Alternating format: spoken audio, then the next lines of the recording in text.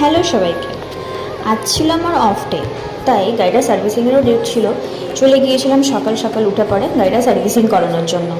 কিছু খেয়ে আসিনি, তাই পাশের একটা দোকান থেকে অনেক দিন পর ছোলা ভটোরা খেলাম। বেশ ভালোই লাগলো অনেক দিন পর খেয়ে। তারপর আর কি গাড়িটা ভালো করে সার্ভিসিং করিয়ে ঘর ফেরত আসলাম। ঘরে এসে দেখি আমাদের গিনি রানী একটা গাজর নিয়ে কুটুর কুটুর করে খাচ্ছে। ওর সারাদিন কিছু না কিছু চাই খাওয়ার জন্য। আমার মা বলে ঠিক তোর মতন, তোর যেমন কিছু চাই সারাদিন মুখ চালানোর জন্য।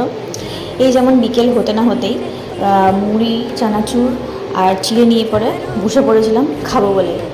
তারপরে কালকে আমার একটা পরীক্ষা রয়েছে, তাই একটু পড়তে বসে গেছিলাম। লাস্ট মিনিট প্রিপারেশন আর কি, আর কিছু না।